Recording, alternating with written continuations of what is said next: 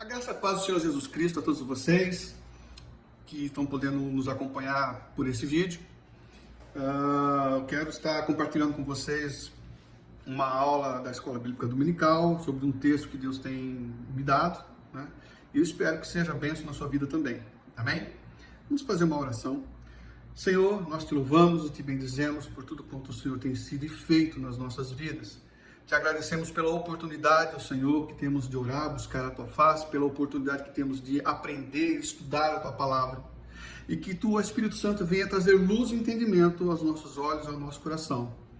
De forma que a Tua palavra venha se tornar uma árvore frutífera dentro de nós e possamos glorificar o Teu nome dessa forma, em nome de Jesus. Amém. Amém? Um dos assuntos que me preocupa bastante, eu tenho observado, com relação à certeza de salvação. Também a fé, né? E algumas pessoas estão tendo dificuldades dentro da igreja, principalmente, em poder fazer essa afirmação. Se você perguntar a algumas pessoas, você tem certeza da sua salvação? Ela pode até dizer, sim, eu tenho certeza da minha salvação. Segunda pergunta, por que você tem certeza da sua salvação? Essa pergunta é o problema. Porque às vezes a maioria das pessoas, ou algumas pessoas, não saberá dizer por que tem certeza da salvação. E isso é sério. Isso é uma coisa muito importante. Você saber que é salvo e por que você é salvo, né? Senão muitas pessoas vêm vivendo uma vida emotiva, emocional, racional, mas não conseguem entender o espiritual da palavra.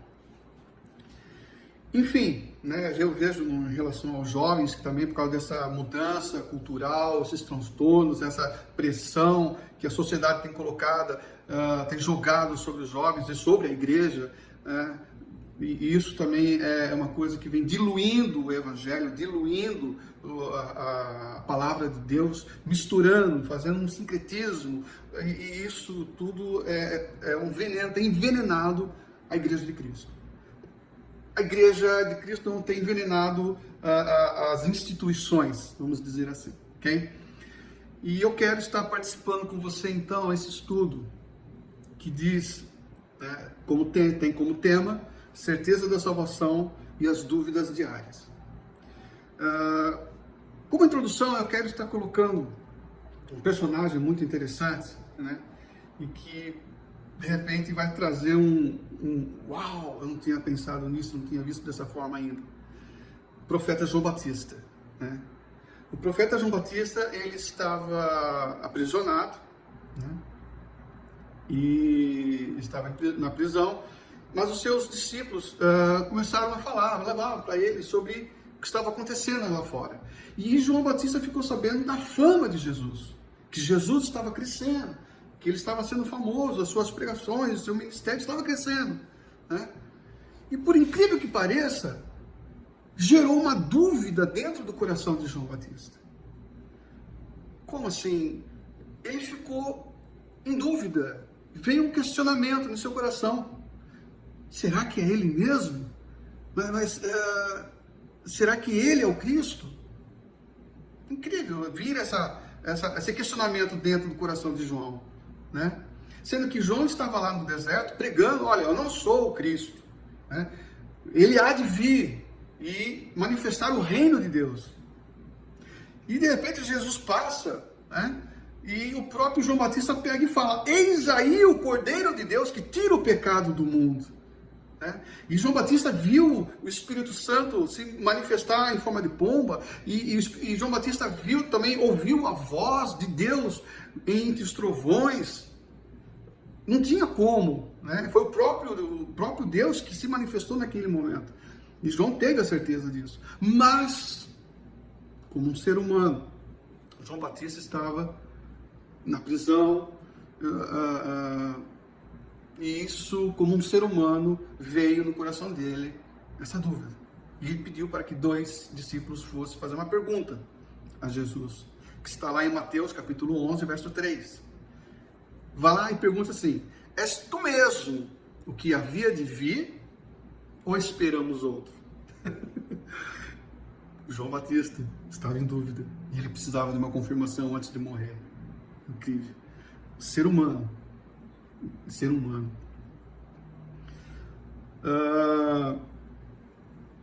Mas Jesus, interessante, né? Que Jesus, ele se compadece de João.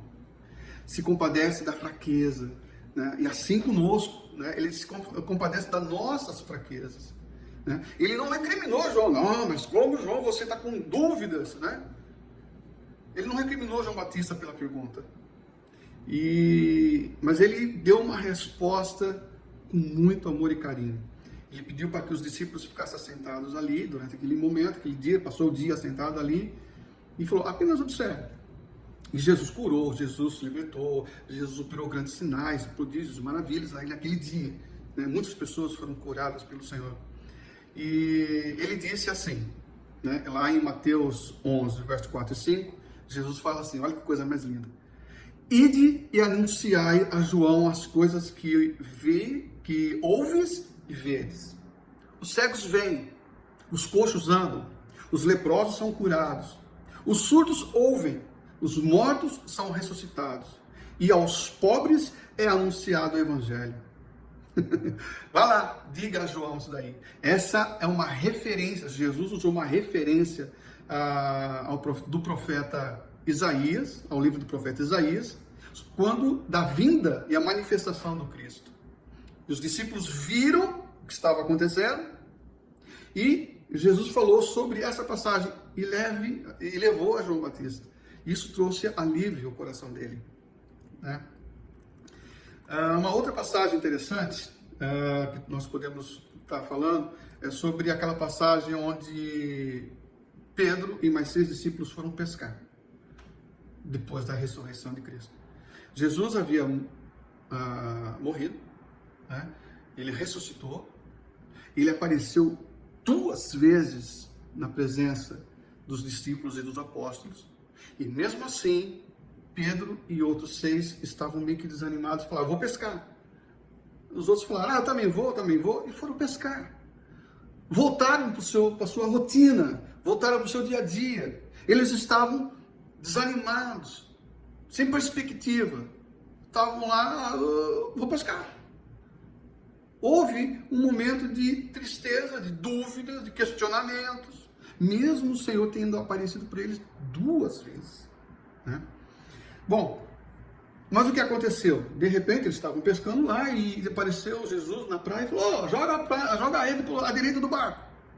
Eles lançaram a rede e puxaram um monte de peixe. Aí eles entenderam, alguma coisa está acontecendo.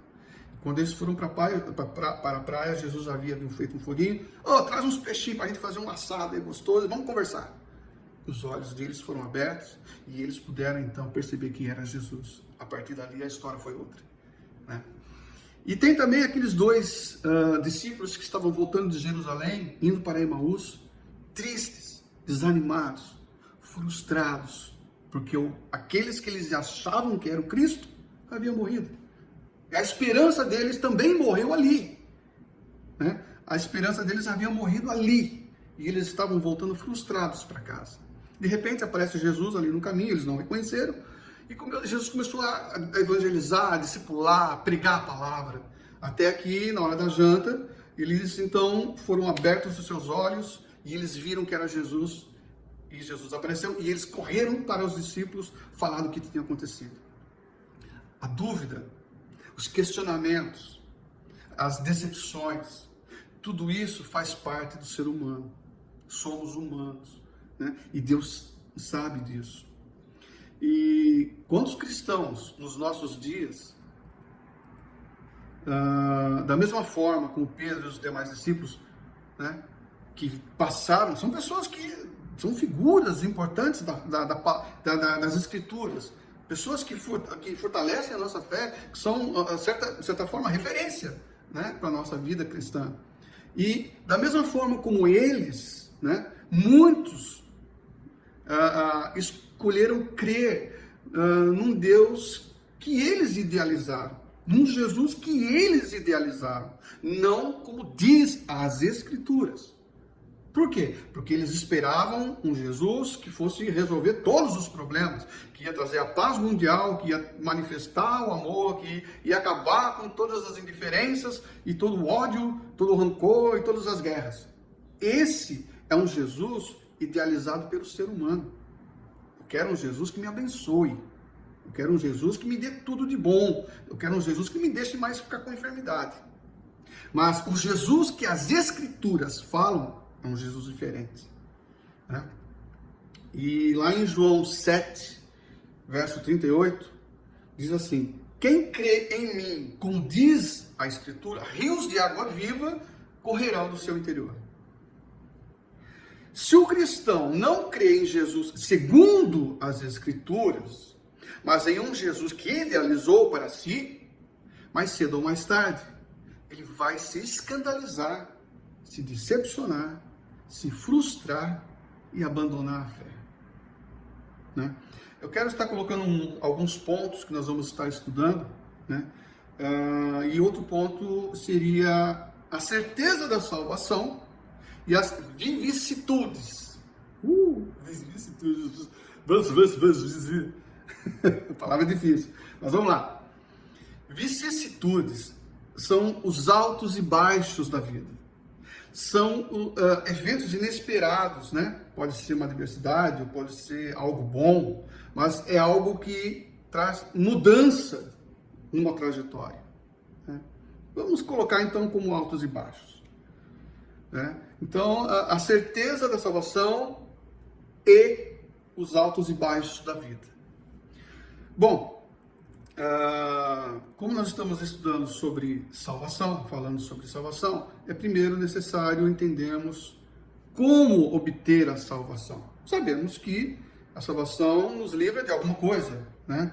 E essa coisa que somos livrados é a morte eterna, é o inferno, é a condenação, né?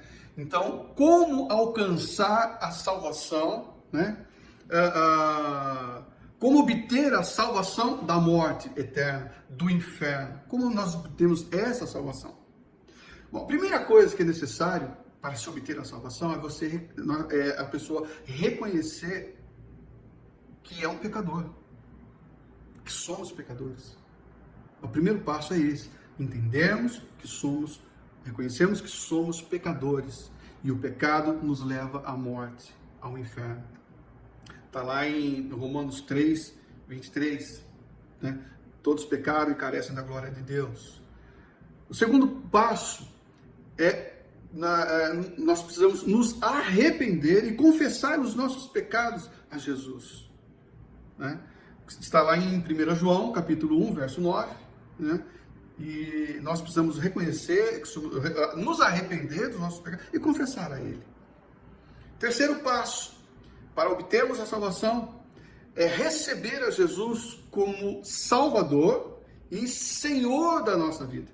Muitos recebem apenas como Salvador. Eu sei, entendi que Ele morreu na cruz, né, mas eu quero viver a minha vida. Não funciona assim. Receber como Salvador, entender que Ele morreu na cruz, pagou pelos nossos pecados, e recebê-lo como Senhor da nossa vida. Agora, eu não vou mais fazer simplesmente o que eu quero fazer aquilo que Ele manda. Eu quero obedecer a palavra dele, fazer aquilo que ele me manda fazer. Amém? E o quarto passo seria produzir frutos dignos de arrependimento. Está lá em Mateus, capítulo 3, versos de 8 a 10. Né? Então, para alcançarmos a salvação, é necessário, primeiro, reconhecer que é pecador. Segundo, se arrepender e confessar a Jesus os seus pecados. Terceiro, recebê-lo como Salvador e Senhor da sua vida. E quarto passo, produzir frutos dignos de arrependimento. Assim, alcançamos a salvação. Mas existe também, né, eu quis listar aqui alguns motivos, os meios por qual nós podemos alcançar a salvação, né? Ou seja, o que aconteceu, o que Deus usou, como é que foi, né? Por onde veio essa questão, esse interesse em querer conhecer a Deus? O que foi que moveu meu coração para querer buscar a salvação? Ok. Né? Um dos meios por qual Deus pode usar, né, para alcançarmos a salvação é o evangelismo, né? De repente você foi fruto de um evangelismo. Alguém que estava lá, foi na sua casa falar de Jesus e essa pessoa falou do amor de Deus e você entendeu que você era um pecador, que você queria ter uma nova vida. Ou então você estava lá no carnaval pulando aquela folia e de repente apareceu uma pessoa lá e começou a falar de Jesus para você e aquilo ali abriu teu coração, quebrantou teu coração e você viu que você era um pecador, que você estava ali naquele mundo de pecado e que você quer ter uma nova vida, né? Fruto do evangelismo. Você pode também ter passado por uma experiência profunda e pessoal com o Espírito Santo, né? E isso ter mudado, isso ter despertado em você mudança, né? Você querer saber e conhecer a salvação, alcançar a salvação. Eu uso como exemplo a minha mãe, né? Ela começou a ir à igreja por causa que ela, por um motivo que ela queria uma bênção, ela desejava alcançar uma graça, e ela começou a fazer a campanha. E nesse meio de fazer a campanha, ela teve uma experiência com o Espírito Santo. Isso mudou a história dela. Chegou ao ponto que ela não estava mais indo na igreja para alcançar aquela graça, mas ela estava indo na igreja porque ela queria conhecer a Jesus, né? Ou seja, ela teve uma experiência e ela foi alcançada. E ela alcançou a salvação e através dela toda a minha família, né? E também pode ter como um meio, um milagre, né? A pessoa foi alcançada por um milagre, né? Aconteceu, a pessoa estava ali e Jesus veio, alguém foi lá, orou, e um milagre ou alguma coisa muito grande, um sobrenatural manifestou, né? Jesus manifestou ali, e a pessoa, de tão assim, impressionada, de tão cheia de quebrantamento, quis conhecer Jesus e foi alcançada, né? E alcançou a salvação através disso. Um outro meio, né, que eu acho que isso deveria ser bastante usado e bastante visível nas igrejas, é quando alguém vê o testemunho de vida de alguém transformado pelo Evangelho, né, e que teme verdadeiramente a Deus. As pessoas olharam e falaram: uau, essa pessoa é diferente, eu quero ser como ela, né? E saber que para eu ser como ela, eu tenho que seguir a Jesus Cristo, eu quero viver como Jesus. A pessoa alcançar a salvação através desse testemunho, né? E tem também, dentro das igrejas, algumas pessoas que têm medo de ir para o inferno. Elas têm medo de desagradar a Deus. Estão ali na igreja por medo, né? Eu tenho medo de ir para o inferno, vou ficar aqui na igreja. Mas elas vão ficar nesse estado até que, né, um momento elas venham ter essa experiência com Deus. E aí elas não estarão mais na igreja porque estão com medo de ir para o inferno. Mas elas estarão indo na igreja porque elas entenderam que são pecadoras e que se arrependeram e que Jesus agora é o Salvador, Senhor da vida delas, e que agora elas querem ter uma vida produtiva de frutos para Deus, frutos eternos, né? Mas até lá, né, são os meios que Deus usa e permite para que possamos alcançar a salvação. Interessante, né? Agora, por exemplo, uma outra situação. É possível nós exultarmos em Deus no dia da calamidade? Tipo assim, é possível você se regozijar, se alegrar em Deus, ou mesmo você ter aquela confiança, aquela paz de espírito, né? Não é paz dentro de casa, mas é uma paz interior no dia da calamidade? Sim, é possível. A recomendação de Paulo é dar graças em todas as coisas. Ele fala lá em 1 Tessalonicenses 5:8: em tudo dai graças, porque essa é a vontade de Deus em Cristo Jesus para convosco, né? E também o profeta Abacuque, ele fala uma coisa muito bonita, poética, maravilhosa, mas difícil de viver, difícil de aprender.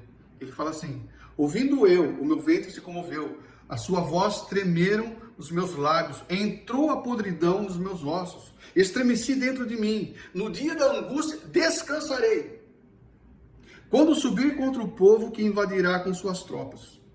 Porque ainda que a figueira não floresça, nem haja fruto na vide, ainda que decepcione o fruto da oliveira, e os campos não produzam mantimento, ainda que as ovelhas da malhada sejam arrebatadas, e nos currais não haja gado, Todavia, eu me alegrarei no Senhor e exultarei no Deus da minha salvação. Está lá em Abacuque, capítulo 3, versos 16 a 18. É bonito, mas é difícil a pessoa realmente declarar, não recitar, mas realmente falar, olha, afirmar isso com a sua vida. Caso a figueira não desse flores e a vida não frutificasse, né, e nada acontecesse, ele ainda se alegraria em Deus. Pode acontecer tudo. Eu me alegro em Deus, né? Um exemplo, um casal de cristão que perde o filho, a irmã que perde seu marido, um pai de família que fica desempregado, um jovem cristão que não passa na faculdade, um empresário cristão que teve a falência decretada da sua empresa. Ou seja, vários exemplos, né? São eventos negativos que todos os cristãos estão sujeitos. Nós estamos sujeitos a tudo isso. Mas é possível ainda permanecer confiante em Deus após esses eventos? Se conhecer as Escrituras sem dúvidas e ainda exultar em Cristo, nosso Salvador? Sim. Né? Diante de todos esses eventos que estamos sujeitos, é possível ainda falar assim: eu me alegro no Senhor, meu Deus. Eu me alegro no meu Senhor Jesus. Em meio da situação, né? Então, é uma experiência com Deus que nós estamos passando, e Ele nos fortalece a cada experiência, né? E Ele disse para nós o seguinte, Jesus nos alertou dizendo: tenho-vos dito isso. Lá em João 16, verso 33, ele fala assim: tenho-vos dito isso para que em mim tenhais paz. No mundo tereis aflições, mas tende bom ânimo, eu venci o mundo. Né? Uma coisa certa, teremos aflições. Mas então por que Jesus disse isso? Por que ele simplesmente não fez uma promessa que afastaria todos os problemas e todos os males? Por que Jesus antecipou também, né? Que nós teríamos aflições. Ele falou assim: talvez você possa ter uma aflição. Não, ele falou, ele antecipou. Tereis aflições. Né? Por que ele disse isso? Ele disse o seguinte: para que o crente em Cristo tivesse paz. Isso é importante que você entenda. No meio das aflições, teremos paz em Cristo. Isso significa que, caso alguma vicissitude, um problema, uma mudança, né, alcance o cristão, ele não deve pensar que está em pecado, que não está em comunhão, que está em falta, ou que precisa fazer um sacrifício, que precisa fazer um voto, sei lá, uma coisa assim. Não é para pensar isso, mas é para ficar em paz, tranquilo. Isso não é uma punição. Os problemas e as aflições virão de qualquer forma. Você estando em comunhão ou não, virá. Ele nos disse isso. Aí alguém pode falar assim: eu estou sofrendo tanto, será que Ele me ama? Será que Deus me ama? Sim, Ele continua te amando. Né? Não é porque você teve um problema, Deus vai deixar de te amar. Os problemas virão. Jesus continua te amando. Né? Deus não tem ninguém em preferência. Ninguém, é mais bonitinho do que o outro, ele vai amar mais porque você é isso, ou então você tem mais fé, eu vou te amar. Não, Deus ama todos da mesma forma. Né? Por quê? Deus deu o seu único filho para morrer em resgate de muitos. Você e eu. Né?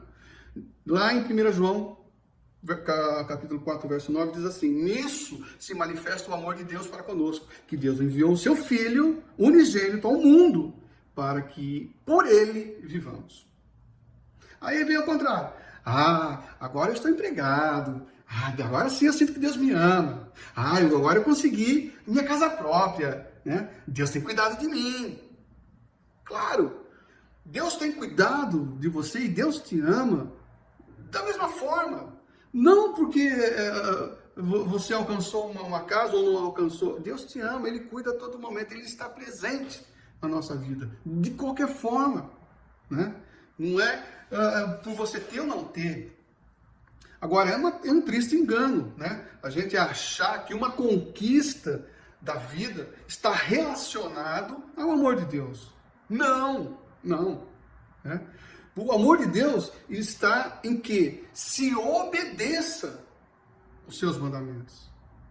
É aí que está o amor de Deus. Não porque ele te ama, porque você é bonitinho. Não, é porque nós estamos em obediência. E ainda assim estamos sujeitos a essas situações. Quem tem certeza da salvação em Cristo só terá emoções e sentirá sensações de segurança, alegria e cuidado?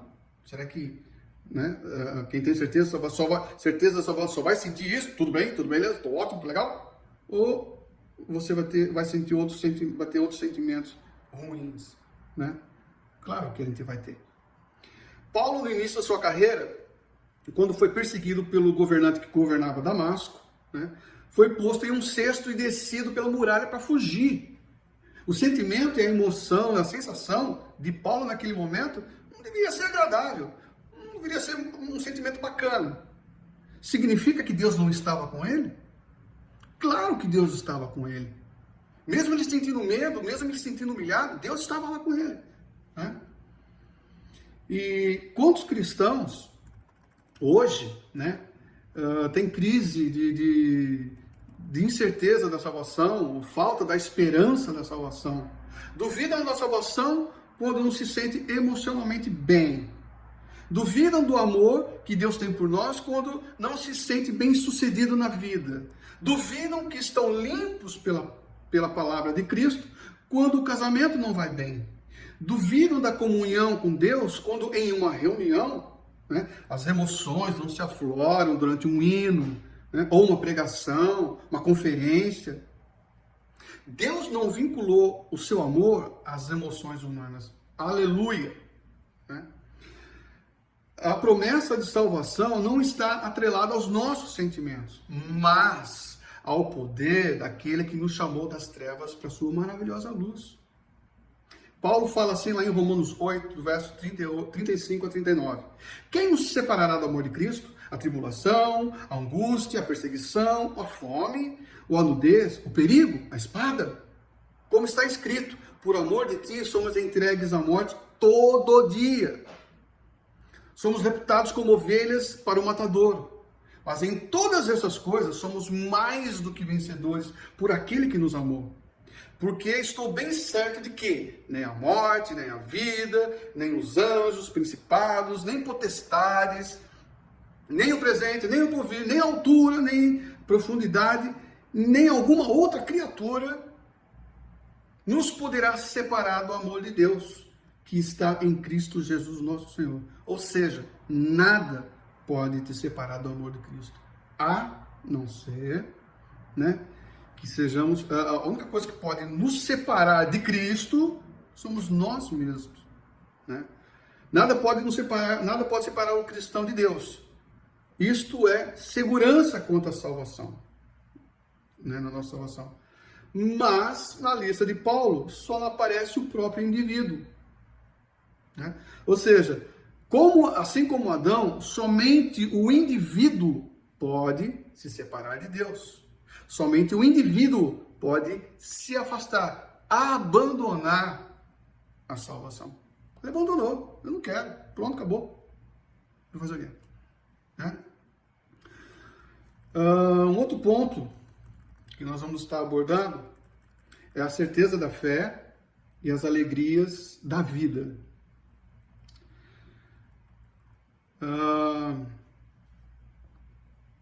Tem bastante coisinha aqui, vamos ver o que eu vou fazer. Tem aquela passagem de Davi quando estava voltando, estava trazendo a arca da aliança para ir para Jerusalém, né? E aconteceu que um dos bois tropeçaram, o rapaz foi colocar a mão na arca para segurar e caiu, né? E Deus matou, fulminou no mesmo instante. Mas até então, eles estavam alegres, festivos, cheios, né, com o coração cheio de alegria, cantando e tocando os instrumentos, aquela festa toda. Eles estavam todos alegres, né? Até que algo deu errado. Nós poderíamos até pensar também que Deus estava alegre com tudo aquilo, mas não estava. Enquanto estavam no caminho, nenhum dos sacerdotes, quando eles estavam ali fazendo esse transporte, né? De repente, os sacerdotes podem ter pensado assim: bom, Davi é o homem segundo o coração de Deus, né? Ele sabe o que está fazendo, vamos fazer do jeito que ele falou, vamos trazer a arca desse jeito. Davi poderia estar pensando assim: bom, os sacerdotes têm a lei ali, eles devem saber o que está fazendo, né? Eu falei, eles não falaram nada que estou errado, então eles sabem o que estou fazendo. E o povo deve ter pensado assim: bom, Davi e os sacerdotes sabem o que estão fazendo, então vamos levar a arca para Jerusalém. Mas o problema foi o seguinte: nenhum deles teve a preocupação de buscar na palavra, na escritura, um modo certo de fazer aquilo, né? Eles quebraram uma lei, eles quebraram uma lei de Deus, que seria, no caso, a forma como deveria se levar a Arca da Aliança, né? Deus honra e cumpre a sua palavra, porém, não tem compromisso com a crendice de ninguém. A fé que os filhos de Israel depositavam na arca: não, vamos para a guerra, vamos levar a arca, né? Vamos trazer a arca para Israel. Então, a fé que eles tinham na arca era algo errado, né?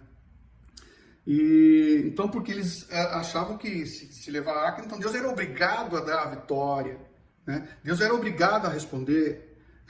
E Deus não é obrigado a fazer nada que ele não queira. Ninguém coloca Deus contra a parede, né? E em nossos dias, muitos acreditam da mesma forma, em milagres, no impossível, em sonhos, no propósito, né? Assim como os filhos de Israel acreditaram que a Arca da Aliança, no meio da batalha, era a garantia de vitória. Alegria, júbilo, grito, né? Acreditar com todas as forças não sensibiliza Deus a atender os homens. Reuniões solenes, né? Aqueles cultos maravilhosos, suas liturgias, não tornam o homem agradável a Deus, a não ser Cristo, o autor e consumador da fé, que é o firme fundamento das coisas que não se veem, mas que se espera, a salvação da alma. Está lá em Hebreus 11, verso 1. Outro ponto é o coração sincero e a plena certeza de fé. O salvo em Cristo é um homem de fé. Amém, irmão? O salvo em Cristo é um homem de fé. Agora, como entender essa afirmação? Como é que nós vamos entender essa afirmação? É fé? O homem de Deus é fé, tem fé.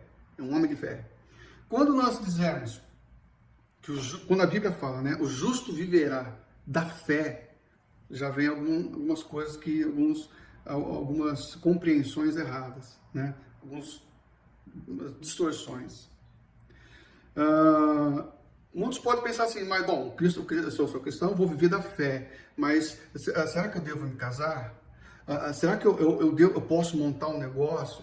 Será que vai dar certo? Será que esse investimento vai ter retorno? Porque se eu sou um homem de fé, eu não posso ficar me misturando, me envolvendo com as coisas desse mundo, simplesmente. Não, eu vou só servir a Deus. E nem sei se eu posso casar. Nossa, se eu casar, eu não vou desagradar a Deus. Se meu negócio não der certo, é porque eu não tenho fé. Será que realmente é isso que a palavra está falando? Então, as dúvidas, as questões, as incertezas da vida fazem parte da natureza humana.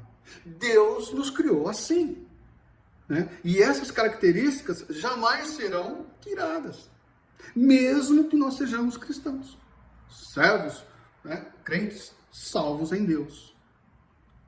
As incertezas da vida têm um propósito bem definido, né? Sendo que, por não conhecer, né, Deus tem um propósito definido através das incertezas. O que é? Sendo que, por não conhecer o futuro e saber o dia de amanhã, cabe a nós, cristãos, apenas obedecer e confiar em Deus.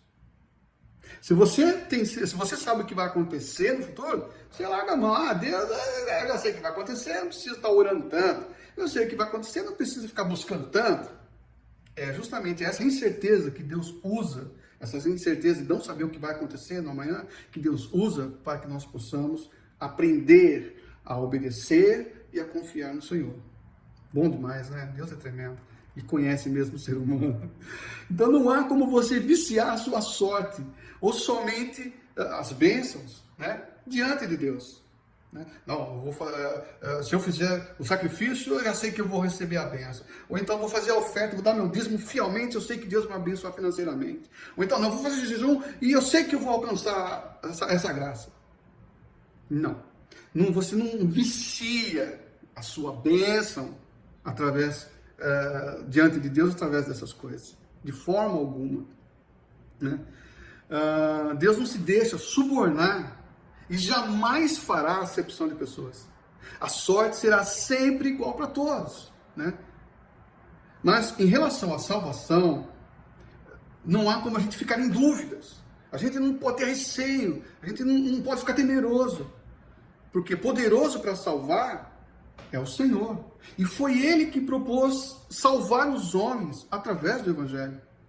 Então, atenção, veja bem, nós somos salvos gratuitamente por Deus através de Cristo. Como Jesus é o tema do Evangelho, o apóstolo Paulo declara assim: em quem também vós estáis, depois que ouvisse a palavra da verdade, o Evangelho da vossa salvação, e, tendo nele também crido, fostes selados com o Espírito Santo da promessa. Lá em Efésios, capítulo 1, verso 13. E é por isso que o apóstolo também orientou a Timóteo, dizendo assim: tem cuidado de ti mesmo e da doutrina. Qual doutrina? De Jesus, né? Persevera nessas coisas, porque fazendo isto, te salvarás a ti mesmo, como também aos que te ouvem. Lá em 1 Timóteo 4, verso 16, diz isso. O crente passa a estar em Cristo por ter ouvido e crido na palavra da verdade. O evangelho da salvação, o que significa que não há nenhuma condenação, visto que é nova criatura, gerado de novo, em verdadeira justiça e santidade, de modo que tudo se fez novo, né? E a gente pode ver que a palavra de Deus é verdadeira. Então a nossa segurança, a segurança da nossa salvação, está em Cristo. Está em crer que Jesus é o Cristo. De modo que você pode entrar no santuário com ousadia pelo novo e vivo caminho. Isto é, pela carne de Cristo, sem sermos confundidos, né? Por causa da fé, os cristãos que têm plena certeza, por causa da fé, os cristãos têm que ter plena certeza, pois possuem os corações, os nossos pensamentos, livres da má consciência. Isso não significa que o cristão é livre de erros, né? Antes procura portar-se honestamente em tudo, sabendo que a salvação não depende da boa consciência, mas é necessário termos a consciência, uma boa consciência, para mantermos nosso equilíbrio, mantermos a nossa comunhão com Ele, né? Há muitos cristãos que não têm a plena certeza de fé, pois não compreenderam a salvação em Cristo, principalmente que os seus pecados foram perdoados. Está sempre ali, né? Será que Ele me perdoou? Por causa que eu fiz aquilo. Você já pediu perdão e você está sempre voltando naquilo ali, né? Será que Deus não perdoou? Não entendeu ainda que Jesus perdoou os pecados. Vida nova, vai para frente, né? Se lá na frente você errar de novo, peça perdão de novo, né? Mas é você ter uma boa consciência, viver ali na presença de Deus. Se você não crê que a salvação está em crer que Jesus é o Cristo, certamente não dirá com convicção que irá para o céu. Pois assim como os judeus que ofereciam o sacrifício todos os anos, continuam com a consciência de pecado. Você é nova criatura, lavada e remida pelo sangue de Jesus. Tudo se fez novo. Então, essa é a segurança que temos em Cristo. Que o Espírito Santo é o selo da nossa salvação. De que nós temos o nosso nome escrito no livro da vida, porque nós acreditamos que Jesus é o Cristo, que viria da parte de Deus para nos salvar da morte, do inferno, da condenação. Então, crer que Jesus é o Cristo é a nossa segurança. O que era impossível a sangue de touros e bodes através do sangue de Jesus, ou seja, do Evangelho, o vínculo com o pecado foi quebrado. Não é mais através do sangue de bode, de touro, de bode. Foi quebrado esse vínculo, de modo que o crente em Cristo não serve mais ao pecado, mas sim à justiça de Deus.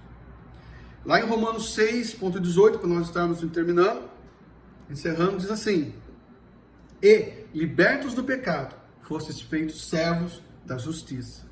Romanos 6,18. Quem crê em Cristo tem um conhecimento mais que pessoal, pois se fez um com Cristo. Não há intimidade maior que ter comunhão com o Pai e o Filho, o que se dá por meio do Evangelho. Então, resumindo, concluindo, o Espírito Santo tem trazido a revelação mediante a palavra. Nós precisamos ter a certeza da nossa salvação, não porque vamos à igreja. Ter a certeza da salvação, não porque nós praticamos boas obras ou somos fiéis à doutrina da igreja. Mas nós somos salvos. Temos a nossa salvação. Por quê?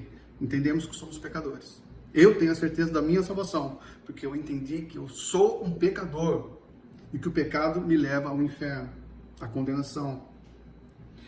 Eu sou salvo porque eu entendi que eu sou um pecador e eu me arrependi dos meus pecados. E confessei todos eles ao Senhor Jesus. E eu o recebi como um Salvador e Senhor da minha vida. E eu quero agora andar nos seus caminhos, de uma forma que a minha vida venha produzir frutos dignos de arrependimento. E eu sei que eu estou salvo porque o meu nome está escrito no livro da vida e que o Espírito Santo é o penhor da minha salvação. Ele é o selo da minha salvação. Então, ter a certeza da salvação, diante de todas essas situações, diante de tudo que o mundo tem colocado, todas as propostas, todas essas novas convicções que a sociedade tem colocado, eu vou manter firme a minha fé. Temos que manter firme a nossa fé na salvação proposta em Cristo. Nada mais diferente do que a palavra nos fala. Simplesmente isso. Então, que o Senhor venha estar abençoando a tua vida através desse estudo, que você possa estar voltando e pegando mais alguma coisa, entender que você tem que ter a certeza da sua salvação e saber o motivo que te dá essa certeza. Amém? E eu quero estar agradecendo a Deus por tudo que Ele tem sido feito na minha vida. Ele tem sido fiel, né? E nós temos provado, eu e minha esposa temos provado bastante dessa fidelidade dele, né? Confiado, mesmo entre alguns problemas, nós temos tido esse privilégio de poder descansar e confiar em Deus. Que o Senhor também possa dar essa experiência deliciosa na sua vida também, no seu lar, amém? Chega no seu filho, na sua filha, chega nas pessoas, pergunta para eles se eles têm essa salvação. E se eles titubearem, fale e mostre o Evangelho para que eles possam ter essa certeza também. Amém? Muito obrigado, que Deus possa abençoar a tua vida e até lá. Logo, logo a gente aparece por aí. Um beijão no coração de todos. Tchau.